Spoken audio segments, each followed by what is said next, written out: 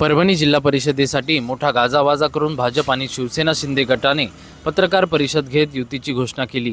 परंतु त्यानंतर उमेदवारी अर्ज दाखल करताना भाजपने मात्र शिवसेनेच्या वाटेला गेलेल्या मतदारसंघात देखील उमेदवार उभा केले आणि त्यामुळे आता युतीमध्ये मिठाचा खडा पडल्याचा या संदर्भामध्ये पक्षातील नेत्यांसोबत चर्चा केल्यानंतरही भाजपकडून कोणताही प्रतिसाद मिळत नसल्याचा आरोप शिवसेनेच्या नेत्यांनी केले आहे आणि त्यामुळे ही युती फिसकटण्याचं समोर आलं आहे।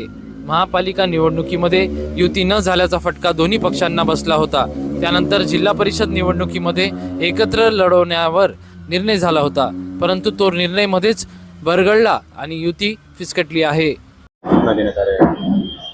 आता महानगरपालिकेची या ठिकाणी युती तुटल्यानंतर पक्षश्रेष्ठीने या ठिकाणी माननीय आमदार संजयजी राठोड साहेब आणि त्यासोबतच आमचे उपनेते आणि संपर्क प्रमुख आनंदजी जाधव साहेब यांना या ठिकाणी युतीच्या अनुषंगानं आणि आमचे परभणीतील माझे सगळे सहकारी त्या ठिकाणी उपस्थित होतो आणि युतीच्या अनुषंगानं बोलणी करीत असताना भारतीय जनता पार्टीकडून पालकमंत्री मेघना बोर्डीकर, वरपुडकर साहेब आणि त्याच्यानंतर बोर्डीकर साहेब आणि ते स्वतः जिल्हा प्रमुख, त्यांचे जिल्हा अध्यक्ष हे सर्वजण असताना त्या ठिकाणी त्यांनी स्वतःहून डिक्लेअर केलेली युती त्यांनी स्वतः नंतर त्यांनी तीच तोडली आणि आमच्याकडून काय एक चांगल्या प्रकारे या ठिकाणी त्यांच्यासोबत आमचं युती करण्याचा आमचा मानस होता, कारण आमच्या नेत्यांनी सांगितलेलं होतं की त्या ठिकाणी युती करा म्हणून।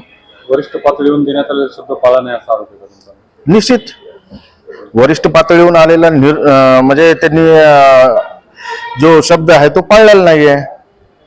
महापालिका निवडणुकांमध्ये आपण वरपुडकरांवर आरोप केला होता, ही तुटायला कोण कारणीभूत आहे? आता ही युती तोडण्यासाठी मला वाटते पालकमंत्रीही जबाबदार आहेत आणि या ठिकाणचे जिल्हाध्यक्ष ते सुद्धा या ठिकाणी युती तोडण्यास जबाबदार आहे। भाजपच्या त्यांच्या गुणाप्रमाणे त्यांनी पुन्हा एकदा आमच्यासोबत दगाफटका केलाय।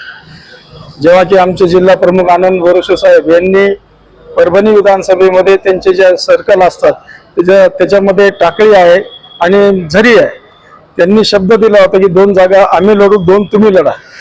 तेवढं केलं असताना आम्ही आमच्या जिल्हा प्रमुखांनी प्रामाणिकपणे तिथे एबी फॉर्म सुद्धा दिले नाही।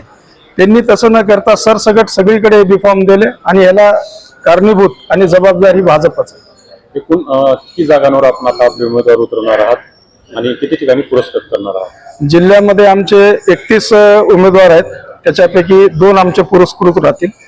जर त्यांनी फॉर्म विड्रॉल केले तर आमचे पुरस्कृत राहणार नाहीत आणि जर त्यांनी फॉर्म ठेवले तर आमचे पुरस्कृत राहतील। प्रतिनिधी रियाज कुरेशी, DLP न्यूज, परभणी।